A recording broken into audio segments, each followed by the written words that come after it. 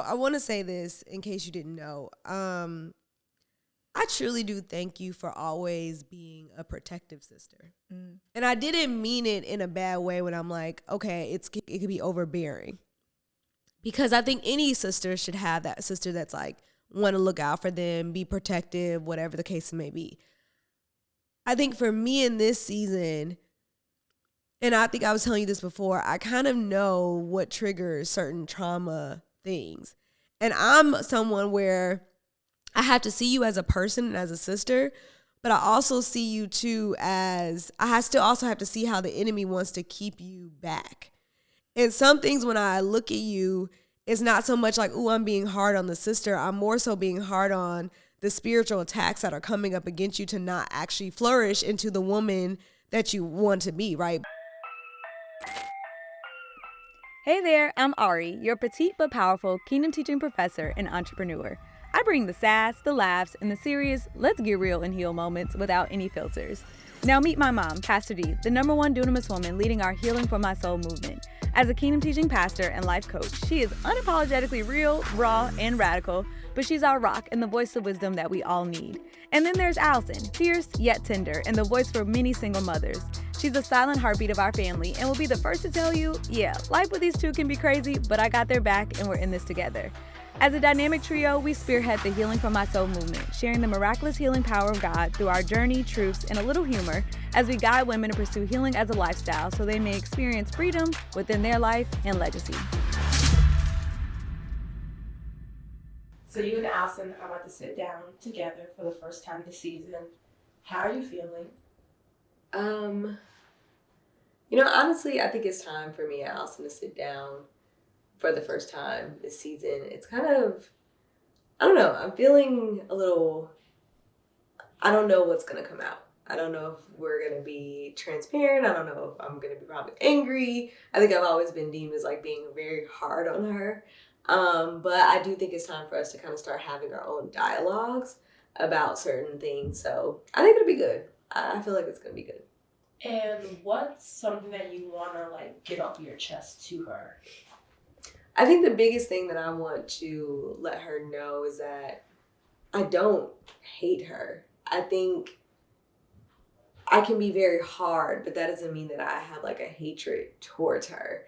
And I don't know why I am so hard the way that I am, but I never want her to feel like I have a hatred towards her as a sister. So you and Ariel are about to sit down and talk to each other for the first time this season. How are you feeling right now? You think? How I'm feeling about talking to Ariel is I'm nervous, but I'm ready to break through it. It means it's a conversation that has to be had. It needs to be had, especially for our healing journey together. And it's going to draw us closer. So I'm ready. Let's see what happens. Why do you say that, like, we felt like I hated you? The reason why I said that is because, I mean, even, like, from growing up, and even, from growing up, it was like, how can I put this? I felt like you always felt like you were better than. And what I mean by better than, even, like, for example, when we was in high school. Mm-hmm. I remember this particular time that these girls, of course, I dealt with bullying. Mm-hmm. But I remember this one time these girls came and they were like, Allison, come out the house, we're gonna beat your ass. Or something. Like some girl threatened to beat me up or something. I can't remember exactly how it happened. And you was like, okay, if they beat you up, I'm gonna help them too. And I'm looking like, bitch, you my sister. Cause if anybody would do anything to you, I would be ride or die. Just like when the girl one time threatened to beat you up, I was like, no, ain't nobody gonna beat her ass but me. And even like you were on cheerleading, you were popular, you had the football boyfriend. I never had that. You went to college, so, and then plus even, so I just felt like, and it stemmed even from childhood, like just growing up and even me coming here and, I have ideas or whatever, you just shut it down. Or if somebody else have the same idea, you be more accepting of it. Or, I just or I'm not like rich or have money, but it was like, I feel like you respect people with things or who has things or money more so than you respect me, because I don't know, that's just how I felt. I mean, I don't think that. I mean, it's actually interesting because I think growing up, like, I kind of felt like you had a hatred towards me. Because we were close. Like, we would play around a lot, you know, do dances. And it wasn't until, like, around 5th grade, I think, like, when you went to a different school, or, like, when I was in 6th grade and you went to a different school, that I felt like you just kind of, you always befriended other people more than, like, myself. You know, it was like, I'm going to hang out with cousins. I'm going to hang out with these other black people. So I just became like my own self-entertainer. Like, I'm going to play with myself. I'm going to have my imaginary friends. Like, I'm going to find the friends that I necessarily have, because like you were someone that I always was like around. And so I think trying to find popularity, and like Byron said in the previous episode in the last season, like it just always seemed like you were jealous of Ariel. And I don't know where that stemmed from. I don't know where that came from. But I felt like you were always trying to find validation in other people's eyes. And so for me, I probably did say something like, oh, if they beat you up, they beat you up. Because I feel like you always treated people, and everyone always has said that, like you always treated people on the street better than you did like your own sister. You always felt loyalty in them better than your own sister. And so it was like those people are not going to have your back. Like those people are going to want to fight you when you're gossiping. And I think it was just trying to find your place and people that you thought were friends, but they weren't really your friends. And I just always been like a very independent individual person. So I haven't been like, ooh, it's sister type of vibe. Like, I feel like you can have a sister and you can have other sisters in other places. And whether that's cheerleading, whether that's gymnastics, whether that's, you know, extracurricular activities, I feel like you can have friends in all those different dynamics. And for you, you just never wanted to do anything. Like, and I think Byron mentioned that, like, we wanted to put you in gymnastics, and it was like, no. We want to put you in dance, no. We want to put you in extracurricular, no. So it was like, my personality isn't like that. My personality is bold, big, confident, like, I'm going to explore, I'm going to do stuff. So I'm not going to just be like, ooh, sister bond, it's just me and you. Like, no, I want to go, I want to travel, I want to go places, I want to go to Europe, I want to do this. I'm more of a free-spirited person. And I'm not going to put myself in a box because you were someone that was always like, no, I don't want to do nothing. Does that make sense? So I don't feel like I did all that because, ooh, I hated you. It was just, I got to be true to my own self. I got to be true to my own personality. And if there's activities that I want to do and friends that I want to talk to, like, I'm just going to do it. And that probably came from me being, I want to say overly sheltered. I don't know if that's from mommy or daddy. I believe it's from daddy. But being overly sheltered. You know what I'm saying? Where Allison, you know, I guess me being the firstborn, it was like, Allison, no, you can't do this, you can't do that. Whereas you were the secondborn. And you know, they always say like the secondborn. I mean, even I look at Christina, she's willing to jump off you know, a cliff. Right. Whereas the firstborn, no, let's protect her, let's do that. So that's probably where that came from. I don't know. But yeah, I think a lot of the thoughts that you have, and I don't mean to be offensive when I say it, but I think a lot of thoughts that you have is like a lot of arrested stuff within your own soul, and it's lies. Like, it's not, and I think that's the type of thing at this part of my life, like, I don't come into agreement with the lies that people want to convince themselves that they believe is truth. And it doesn't mean no respect for you. Like, even saying, okay, well, I may be fond of people who have more success. I don't, because I didn't have success. But I also know, too, like, if I'm in the middle of something and you're like, Ariel, I have this idea, like someone said to you, it's not about what you say, it's about in the timing and the place and the understanding of when you're saying it. So if I'm in the middle of like a major meeting and you say something right there, yeah, it is going to get shut down. Oh, yeah. Because we're not being observant of like, okay, this is the actual time and the place of something happening. And I think when you have pain like in your own soul, you're going to tell yourself, she just rejected me, or she doesn't love me, or she doesn't want to do this. And I feel the same way because I get that from other people. If I try to tell mommy something and she's like, move, my pain in my soul is going to say she just rejected me, or she doesn't love me. But that's a lie. You know what I'm saying? It's not, and so I can't come into agreement with that truth. I have to understand and evaluate my own self to say, what was really happening in this moment? Because did she really just reject me? Or was she occupied, or was she busy, or was this the right timing? And I think that's just where I am, like, as an adult now, I don't come into agreement with certain things that are arrested in people's soul because of how they may feel. Mm-hmm. And I think that's not saying, oh, I hate you. It's just more like, I'm going to stay focused on what I have to stay focused on.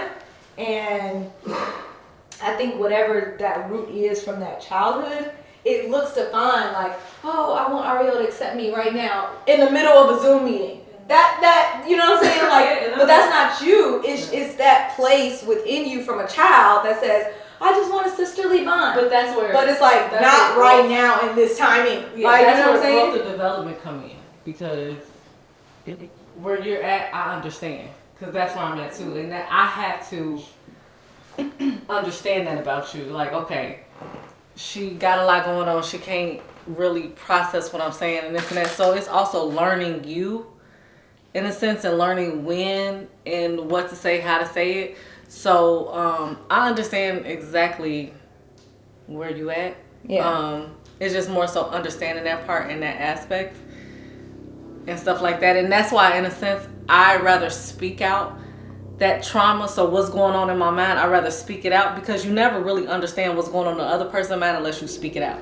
Well, and I think that's why it's very important that anybody has childhood pain, but I think that's why it's very important that what we told you, that you need to seek out therapy. Mm-hmm. Because when you haven't processed some of those childhood things within your own self, and you haven't done it intentionally from a therapeutic standpoint, you are trying to find therapy in the people around you. Yeah. And the people around you can't give you therapy. Like, I have done my own job to process my childhood stuff. Me feeling like you hated me feeling like how I grew up. Like, I've talked that process with someone from a therapeutic standpoint, and not just saying, okay, well, because mommy's a therapist and because mommy's a pastor, because mommy helps other people, that I'm good. No, like, she's a great mom, but I still can go and get my own therapy for my own childhood shit that I need to deal with, and not trying to deal with it with the family. Does that make sense? Yeah. And I think that's the thing, is like, I know the root of where it's coming from to some degree, but it's also like, I'm not your therapist to process that pain from 8, 12, 11 years old. But if you were to process that yourself,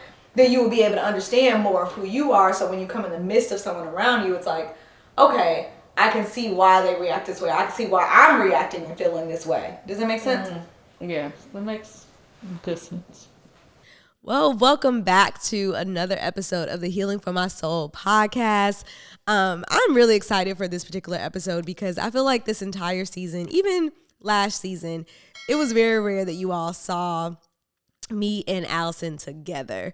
And so you guys know to some degree, or you probably have learned, we're like oil and water. We're two different types of people to some way. And so actually Daddy suggested, he was like, I think that you all should do an episode together. And so in this particular episode, we're really going to talk about how, you know, sisterhood, heals through trauma? Yes. Yeah. And so I think it's good to kind of share some perspective of how as sisters, we necessarily have addressed trauma, healed through trauma, because we don't have any other siblings. It's just you and I. Me and you. And that's pretty much it. And so let's just start off with the fact that, how do you think that we're like different? Me and you are totally different. Well, you know what? We're totally different, but we're totally alike, if that makes sense. No, we are. Like mommy says, is you are inward and I am outward. Okay. You just do stuff inward where nobody can see it. Mm-hmm. And I do stuff on the outward where I'm like, look, I did this, I did that, and this is what I'm very honest, and I'm very truthful, and I'm very bold. The only difference is I have children as evidence. Yeah. To my stuff that I was, some of the stuff that I was doing. But me and you are like oil and water because, well, I wouldn't say you don't have a soft heart or a compassionate heart, but I have a compassionate heart where it's like, at the end of the day, I love on people, like I hug on people, and you're like, no, get away from me. Mm-hmm. But you're capable to have that heart. Yeah. I think you just don't really.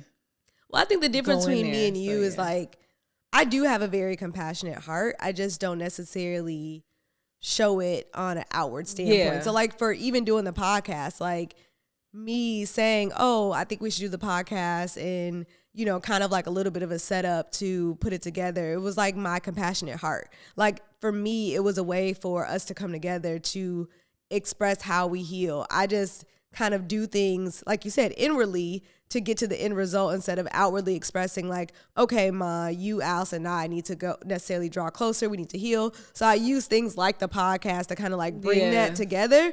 But it doesn't mean that I don't care. Like obviously if I didn't care, I wouldn't have done it. Like Ariel is a softie. She's a true softie.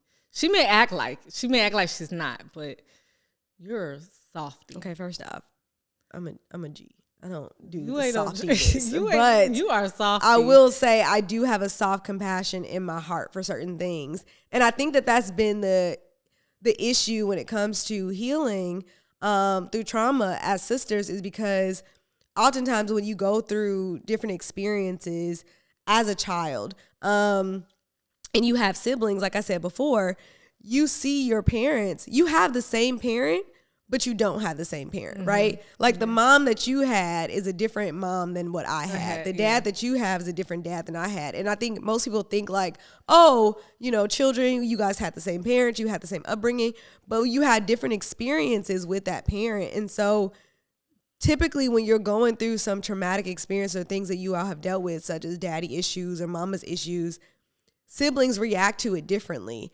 And they respond to it differently. And oftentimes you can create division within the family dynamic of your siblings, is because we're all trying to process our own healing journey differently. And I know that a lot of you all are watching is probably like, yeah, I have sisters who I can't understand or comprehend why they're reacting a certain way or why they're dealing a certain way. Or I have brothers and they're, reacting differently. Because I think naturally you're going to kind of pull apart because you're trying to process your own life dynamics. And so for me, my whole point in saying that is that I address healing with trauma a lot differently. I feel like you wore your heart on your sleeve. And it was like, man, I really care about mommy, and man, I really care about daddy. And like, you're someone that you always wanted like this family, picture perfect family dynamic. I wouldn't say picture perfect, but I love family. Yeah. I wouldn't say picture perfect, because nobody is picture perfect. And everybody, one thing, even growing up, hearing the stories of daddy parents and grandparents and, even just with mom, grandma Dia, and just her and her tenacity and how strong she was. And even like what daddy was saying in the previous episode, like with grandma and granddaddy being married for a long time. No, they weren't perfect, and daddy would tell me the stories of them, and I'm like, oh my gosh, she did that, but even just seeing the love of them two, where if you knew Horace, you knew Edna. If you knew Edna, you knew Horace. You get what I'm saying? And they weren't perfect, but it was like, I've seen the aspect of true love, true marriage, where they rock this thing out. And now having 2 kids, and I'm like, at that time, them having 6 kids, and they still made it. And even Grandma Dia, her having 6 kids, and she still make it. So it's, no marriage is perfect, but to me, it's the love and loyalty that I've always wanted. Yeah. And I think you would have ideally wanted, family to be together. I think you kind of have always been that type of person where it's like, I want to spend time. I want family to be together, even like for Christmas or Thanksgiving. Like you're like, oh, I want us all to be together, versus me. I'm more like, I just deal with things in silo. Like what you're talking about, it didn't even move me to see grandma and granddaddy married. I really didn't care. Like, and that sounds harsh, but it was like, that wasn't a love story I wanted. Like, it was just like, whatever. You know what I'm saying? Like, it didn't really bother me to see mommy and daddy get divorced. I'm like, whatever. Like, I mean, nothing to me was like, oh my God, like family is such an important thing. And I think that's where a lot of division maybe has come, because like you said earlier, I think that because I'm maybe a little bit more harder, you can think like, there's hatred, you know, towards you or hatred towards certain things that maybe I see. And I've always had to question and ask myself in this healing journey, Ariel, like, can you be a little bit more softer? Like, why are you so hard when it comes to certain aspects of life? One thing I learned, and I think all siblings should do this, Ariel, and I've told Daddy this, like, I love you, and I will always love you. If my sister need me there, I will be there with the bat ready to swing some heads off. But reality of it is we're older and we're grown. And your process is your process, and your journey is your journey. My process is my process, and my journey is my journey. The best thing that I could do for you and the best thing I could do for me is love you through the midst of it. You get what I'm saying? I may not agree with everything. Yeah. And I may not be like, oh, she's doing this. But you know what? Honestly, all that no-aimus and stuff, when you really love somebody, you don't care about anything and, oh, they hurt you. And I mean, we've done things, we've hurt each other. But at the end of the day, even if I'm still in Chicago, you here. You get what I'm saying? I will still be there for you. And that's one of the strengths that I seen from Grandma Dia, because it was like, no matter what, hella high water, and even Mommy, hella high water, I'm going to still stand by you 10 toes down, even though I may not be with you every day. You get what I'm saying? Yeah, and I think for me, now that you're talking about it, but for me, I think very early on, I've learned to be very, I won't say independent, but resilient. And I remember growing up, and we had such a very close like bond. And we would play together. We would make up dances together. Like, it was just this thing, right? And you always say how you watch Frozen and you're like, you know, Ariel, that's you and I, right? But I feel like you were the girl that had the ice, right? And you were the one where I'm knocking on the door like, do you want to build a snowman? Like, and I think in your mind today, it's like, that's you. But I felt like growing up as sisters, that was me, right? And I think something happened as children to where you became very, where you kind of like pushed me away, right? And it's like, this was a best friend that I would play with, that we would hang out with. And then it was almost like you started wanting to find friendships in other people. Now, I know our episodes are getting gooder and gooder, as my mom would say, but we want to hear from you. So make sure that you are commenting on the episodes, like the episode, and subscribe so you are not missing any time an episode drops on your notifications. So you know what to do. Comment down below, make sure you like, and then subscribe so we know that you're fully in and committed to the Healing from My Soul journey. Now, get back to your good episode. I think what it may have been, now you're talking about it, and that's where me and you have to explore more that connection of that disconnection. I think more so because it was a time where me and you would like play, and, you know, Mommy would tell us to go to bed and we're up all night in bunk beds, you know, playing. And I think it was more so when we went to school, and I don't know what grade we were in, but you had your friends, I had mine. But it was like your friends, I was trying to be with you and your friends would look at me like, ugh, you know, no, we don't want her around. And you would be like, bless you. And you would be like, no, I'm going to go with my friends. And I'm like, Ariel, we supposed to, you know, if your friends reject me, you reject them just like I would reject your friends. And I think that particular point and moment, that's when I was like, you know what, let me find my own. And when I wasn't finding my own, and I was looked at as the ugly one. Yeah. You know, oh, that's Ariel's sister. She ugly. You know, whereas you were the popular, the pretty one, and I was like the outcast. Yeah. You get what I'm saying? And I'm not saying you did it on purpose, but I'm just saying from outside world and society.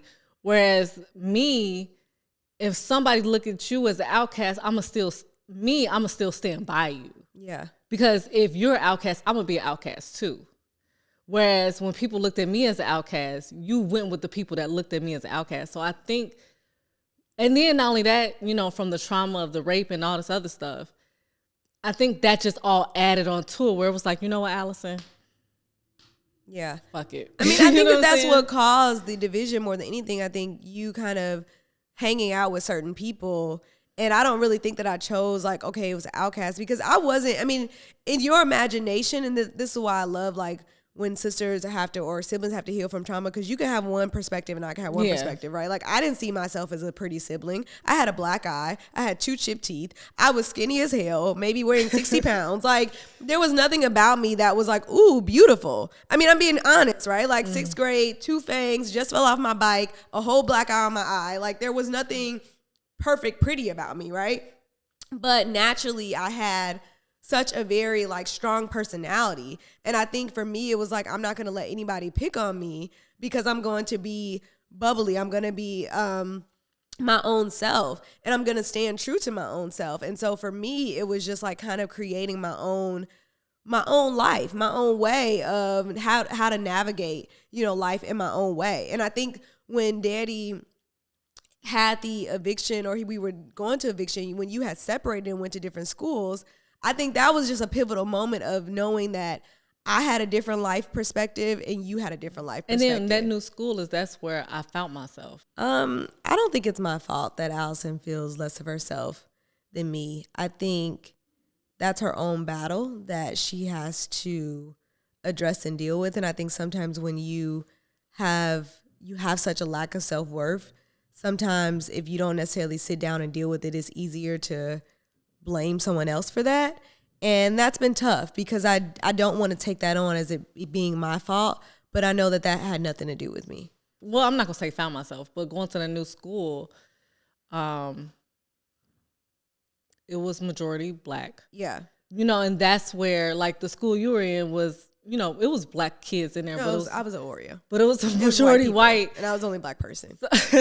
So when I went to the other school and I left, it was around black people. Yeah. Or black children. So that's why it was like, I felt more accepted. Well, that's what you naturally like, right? Yeah. I mean, your room in Daddy's house was Lil Zane, Lil Wayne, Baby, like all those people, right? B2K. You go in my room, it's Britney Spears, Bewitched, like, I mean, C'est La Vie, like all these different, like we were literally night and day. Yeah. Like it wasn't a blend of a comparison. We were 2 totally different individuals. And so for me, like we just weren't wired that way. And I think when we talk about like healing through trauma, yes, those are things early on in our life that we had started noticing division.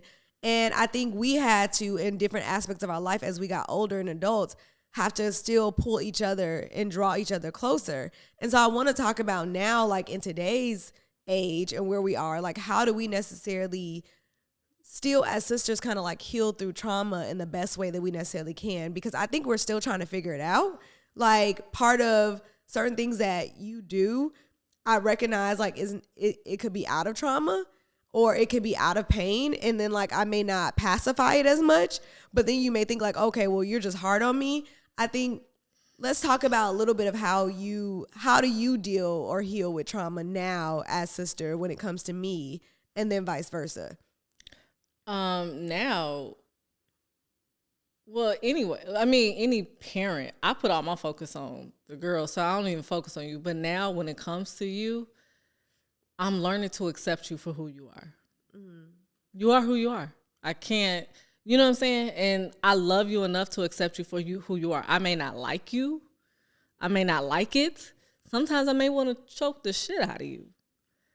Sometimes I may want to black your other eye. But I love you. You get what I'm saying? Mm-hmm. Like, I still to this day feel like ain't nobody going to beat your ass like I will. Yeah. You know what I'm saying? Yeah. I love you through it, and I accept you for who you are, and that's just who you are. Yeah. The one thing that Ariel does that makes me fighting mad is more so when she becomes very stubborn. Well, when she becomes very dismissive in her stubbornness.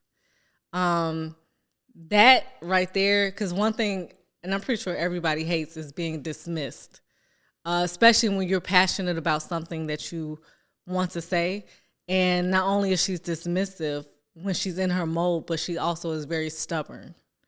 So that that's what makes me want to, do fighting words or fighting just period, because it's like, I need you to understand what I'm saying. I mean, I will say for me, I want to say this in case you didn't know. I truly do thank you for always being a protective sister. And I didn't mean it in a bad way when I'm like, okay, it could be overbearing.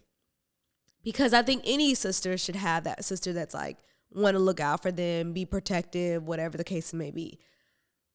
I think for me in this season, and I think I was telling you this before, I kind of know what triggers certain trauma things. And I'm someone where I have to see you as a person and as a sister, but I also see you too as, still also have to see how the enemy wants to keep you back. And some things when I look at you, it's not so much like, ooh, I'm being hard on the sister. I'm more so being hard on the spiritual attacks that are coming up against you to not actually blossom and and flourish into the woman that you want to be, right? Blossom and flourish. And I think that there's things that come up against you, like we asked before. I was like, when mommy was doing the activity about being a prayer warrior and a praying woman versus a warrior woman. And I was like, what things burden you? I think God has sent me in my life, or sent us together in your life, that I will never apologize for being the strong, resilient sister. Because I do think that life comes to mop each other up. And yes, family is important. Love is important.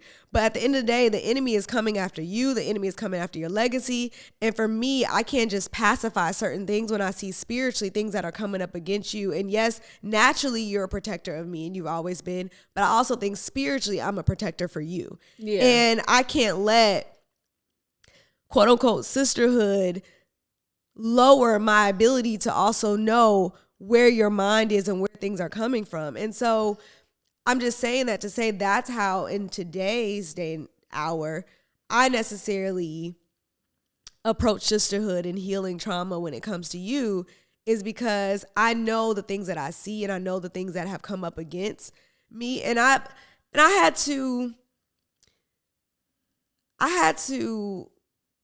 forgive you in some areas.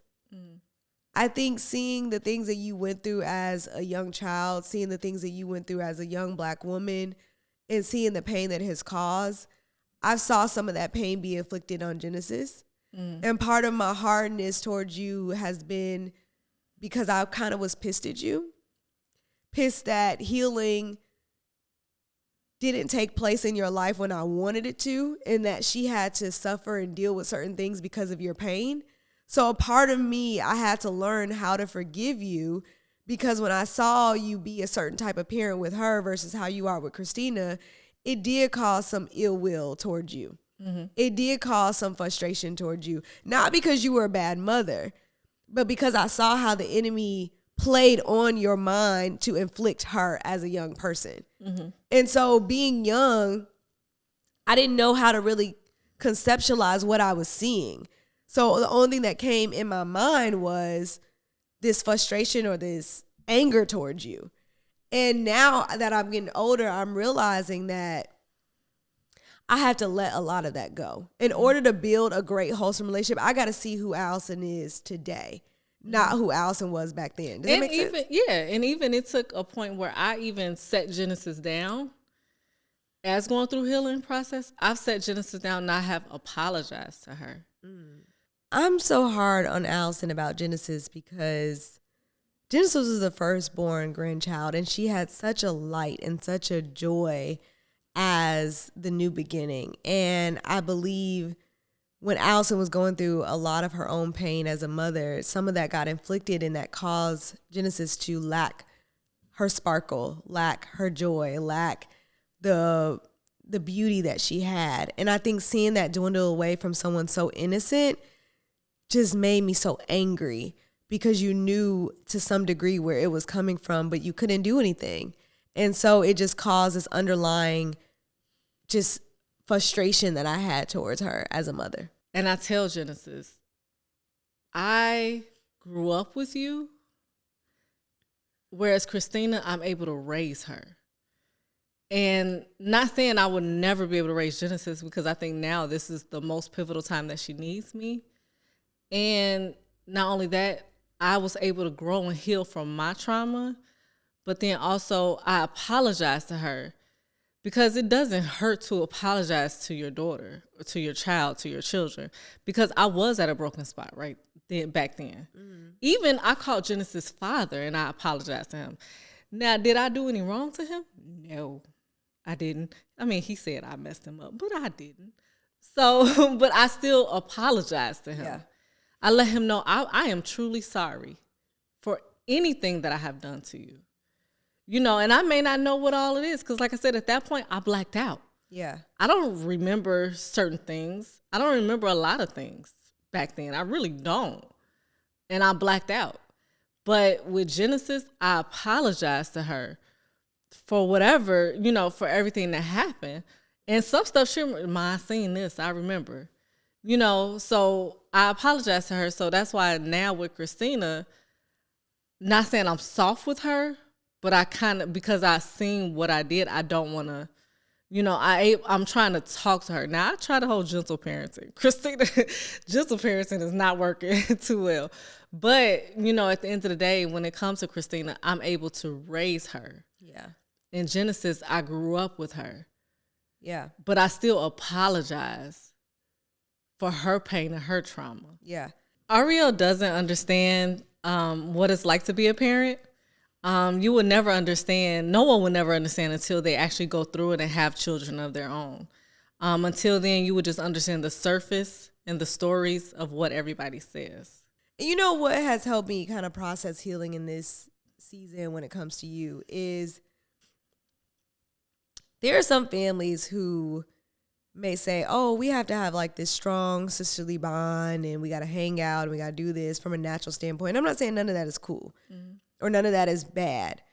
But for me, I've always seen and I desire for you to find your voice, find your fight, find your own way of standing in your own right for the nation that you're called to. Because I do believe that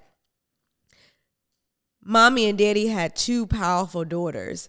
And I don't think there's nothing wrong with us being like oil and water. I think you have a nation that's attached to you that you have to go and you have to fight for and that you have to lead.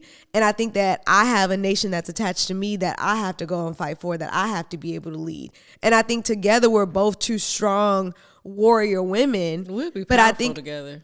I think for me, my ultimate desire is to be able to, I'm kind of seeing like Woman King in a way where two individuals are going out and raised powerful, have the DNA, the blood of their father, you know, coming from the womb of their mother, and they're going out into this earth and they're conquering based upon the things that they need to break, the bloodline curses, the things that are over their life, going after their nation, and we're both confident in doing so, and then coming back together as two warrior sisters and warrior women and saying, hey, good job. And for so long, I've been scared to find I've been scared to find my voice and I've been scared to speak. Yeah.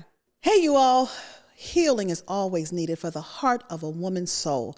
So that's why I am here to admonish you. Get a copy of the book, Healing the Heart of a Woman's Soul. For over 20 plus years, I have been coaching women to go on their healing journey and walking it out. And you will find this compilation book, your story, your life, because why? All of us are dealing with pain. So go to www.healingformysoulpodcast.com and get a copy of your book today, because one woman's healing is another woman's healing. Now, enough of that. Let's get back to this episode. Why? Because healing is a lifestyle. You know what I'm saying? Because, well, what would this person say? Well, you know, so I've been scared, but now I'm at a point where I've been through too much. I'm not even scared. Like, if I hurt your feelings, I'm going to apologize now. And I'm telling you that once you fully step into that in totality, Allison, I think you're going to really understand to the magnitude of where I am to some degree. Mm-hmm. Because when you recognize that you don't have to lie, you don't have to be in shame, you don't have to be fearful of things that God has given you, your life is your life. You don't got to lie about that. You don't got to have shame about any of that. You don't have to apologize for any of that.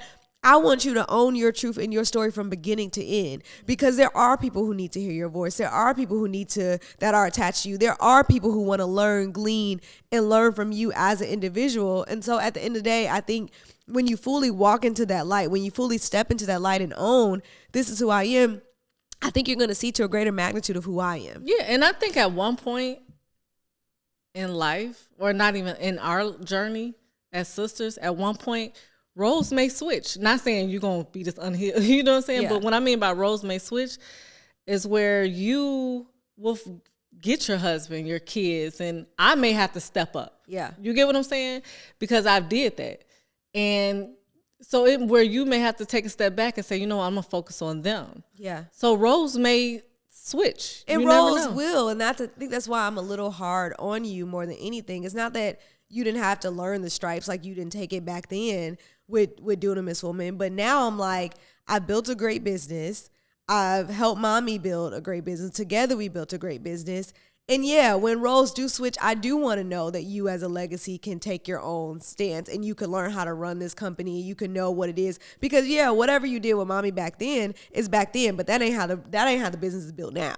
Mm-hmm. Those are two totally different. We're going to have to hire people to do websites and stuff. Right. I mean, those are totally two different things. Yeah. And I don't expect you to be like me with technology and website building and coding. I don't expect you to do any of that. I do expect that this legacy will keep thriving and that your daughters will be able to come in and they will know how to take it under their wing. So yeah, I am like, learn all the different operation parts, learn how to do shirts, learn how to go shipping products, learn how to do this, learn how to do that. Because at the end of the day, if something were to happen to me tomorrow, you and your children have to know how to keep this business, right? Mm-hmm. And so you may think like I'm being hard on you more than anybody else, but I knew for me, I had to build a business and help mommy build a business for legacy. And right now that legacy is only your daughters. Mm-hmm. I don't have any children. So I think me being able to see futuristically that your children are going to walk into this, as a mother, I am a lot harder on you. And it's crazy because I look at both of them and I just think of both of them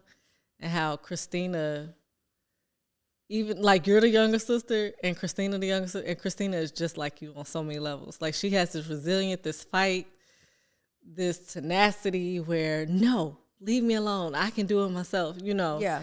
Whereas Genesis, she was the cool, calm, and collected one. Yeah. And God has shown me the role and the place that they play in this legacy. And that's why I am a little bit harder, because like I said, I see you from a natural, but I'm also have to be a good steward and obedient to what God has shown me from a spiritual standpoint. And when you had Christina, I see the place that she's going to play. When you had Genesis, I see the part that she's going to play. And so for me, I have to be a good steward to protect that no matter how you feel, no matter how anybody else feels, because at the end of the day, I know what God has shown me based upon your legacy, right? Mm-hmm. And I don't know what he has for me as it relates to my children or whatever. And I think sometimes listeners can get a little hard because, like you said, well, roles could reverse. When roles reverse, that don't mean because I'm weaker. Oh, no. Or I'm going to be like, oh, Allison, I need you, and da-da-da. No, that's not what it means about role reversing. Because some people could be like, Ariel, you're so hard, and one day you're going to need her, and one day you're going to do this. And I'm like, shut the hell up. Because at the end of the day, we're two strong individual women. Roles aren't going to reverse to where I'm going to become the weaker vessel. Oh, no. Roles are going to reverse to where right now I'm ultimately walking in the strength and the resilience of what I have. And then you're going to come up in the ranks and you're going to walk in the strength and the resilience and the power that you have. And I'm going to have a reprieve to be able to be woman, to be wife, to be mother. And then we're still going to come together and be two powerful forces. Mm-hmm. And so I think that that's the beauty of us working together and knowing that we both have to heal through this trauma together, because that's how I see it. Mm-hmm. And being those type of women and being those type of sisters may not be, ooh, we got to have Thanksgiving together. Ooh, we got to have Christmas together. You're on a mission. I'm on a mission. Yeah. But I ain't gonna lie, I told mommy, I said, I will be right there flat on the wall when Ariel become a mother. That's going to be, I mean, but I know certain things as sisters, because I've experienced motherhood, you will call me and have questions. You get what I'm saying? And that's where, one, I believe forgiveness has to take place, because, I'm not saying I don't forgive you now, but I'm just saying because of the simple fact, when it is going to be a point in time, you're going to need me in certain aspects that I've experienced and you haven't. you know, as far as being a mother, or when the contractions hit and Yeah. that stuff, you know, because like I'm a person, you know, even on our cycle, I have cramps, you haven't. You get what I'm saying? So it's like certain things we will have to bounce off of each other. Instead of just all be like, oh, let me dismiss her and not talk to her. It was one point I wasn't going to talk to you ever again. Well, I think that's been the tug of war. Yeah. Right? That's been the tug of war in our sisterhood relationship, is that my biggest fear is that you would have always just like took your daughters and been like, the hell with both of them, right? I thought about it. And I mean, you still probably think about it. But that's a tug of war, because at the end of the day, we have, as a trio, a mighty work to do. And the enemy would want you to just take you and your legacy and say, I'm gone, right? And forget this, and I don't want to be bothered. But the reality is that that's not the way that we have to approach life. Yeah, that's not the way we're going to approach life. That's not the way that we're going to approach this level of healing, that you're going to have to sit, you're going to have to deal, you're going to have to heal, you're going to have to grow, because at the end of the day, like Daddy will say, we're all we got. Yeah. And it's not easy, but I will say in closing that I'm forever grateful to have a sister like you. I don't know what it's like to have any other sister, but I don't ever want you to think that I don't love you. Mm-hmm. I think I love you a little too much. And I don't show it in like a hard exterior way, because I can't let love supersede the magnitude of where you really need to be. I think sometimes showing love a little too much can pacify and keep people down in a certain area to where they don't grow. Doesn't mean I don't believe in you, doesn't mean that I don't love you, but I think that there's, you know what people kind of call like tough love, and I don't know if it matters for me to show you tough love, but I think love sometimes can hinder people. When you show it too much, it can hinder you from growing to the magnitude of where you need to be. Mm-hmm. And I want you to know that I always do love you, but I'm always going to give you that resilient part of me, because I want you to see how resilient you are. I want you to see how much you can overcome. I want you to see how strong that you can become. And my way of showing love to you may not be holding your hand, skipping down the street, going to brunches and mimosas. My way of loving you is saying, Allison, let's keep going. Let's keep fighting. Let's keep doing this. And maybe that's not the best way that you want to receive love from me, but that's the best way I know how to give love to you. Yeah, and that's understandable. And that's and I know that you love me. I guess dealing with my trauma, and this is how I knew healing was important, because healing is not for you, but for me. And I guess maybe, you know, I was expecting, you know, okay, I've been through all this stuff outside. So when I come to you or come to mommy and I cry and I just want maybe compassion, and y'all ain't giving me no damn compassion, but then I have to accept it for it. My favorite quote, it is what it is. I have to accept it for what it is. Mm-hmm. I have to either I deal with me. What mommy said, either you shit or you get off the pot. And the older I'm getting, I realize taking a shit is easier than just getting off the pot and holding it all in. Yeah. Yeah. You know, so that's kind of where I'm at, where it's like, you know what? How can I grow? And I ain't gonna lie, I pray and the Holy Spirit tell me stay. And I'm like, what? Really? I can't go? You know, so, and I don't want you to think I'm over, like, I love you too. Like I said, if at the end of the day, mommy and daddy pass on, it's going to be me and you. Yeah. You know, and this legacy as two sisters. Yeah. And healing isn't easy, and I definitely don't want you to feel like you can't necessarily endure this healing journey. I think you're in a great place to heal the woman. You're in a great place to tend to the woman. And it is going to be very difficult, and you're going to want to get off the pot. But at the end of the day, you got to sit there and you got to like deal with the shit that's within you. Mm-hmm. And it's a beautiful journey. And I think everyone is waiting to see you kind of take your own right in your own way of your own healing journey and putting in the the work for your own self. Not that you haven't already put in the work, but I think many people are rooting for you to put in the work to the magnitude of you being able to see yourself in a whole new light. And when I say we, I'm not just talking about family. I think the women, dunamis women, the listeners out there, there are so many people rooting for you. And it's not going to be easy. It's not going to be a quick process. It is going to hurt. But at the end of the day, your life is going to, your legacy is going to thank you for it at the end. And so you can't go nowhere. You can't run. I think we all got to take up our own healing journey. And I will say to every listener out there, be patient with your siblings. Be patient with their process, because not everyone's process looks the exact same.